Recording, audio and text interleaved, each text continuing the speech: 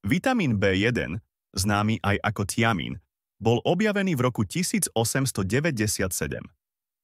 Jeho kľúčovým objaviteľom je považovaný Christian Eichmann, ktorý skúmal ochorenie beriberi.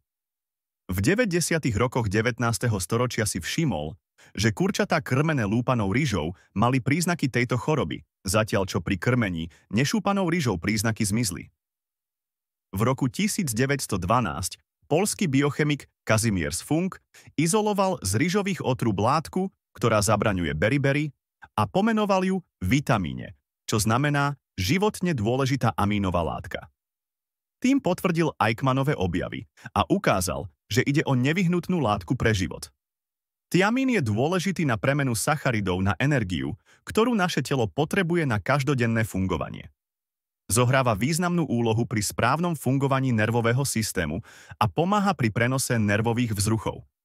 Aby v tele správne fungoval, potrebuje horčík a spolupracuje s ostatnými vitamínmi B, ktoré tvoria B-komplex. Bez vitamínu B1 by telo nedokázalo účinne premieňať sacharidy na energiu, čo by spôsobilo únavu a oslabenie svalov.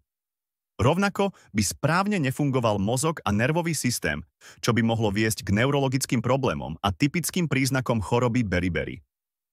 Medzi potraviny bohaté na tiamín patria celozrnné obilniny, strukoviny, orechy, semená, bravčové mäso, vnútornosti a kvasnice.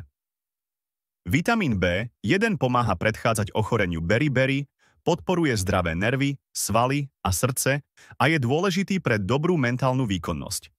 Ak má telo nedostatok tiamínu, môže to spôsobiť únavu, problémy s nervami, svalovú slabosť a ďalšie príznaky beriberi. Predávkovanie týmto vitamínom je však veľmi zriedkavé, pretože sa rozpúšťa vo vode a jeho nadbytok sa z tela vylúči močom,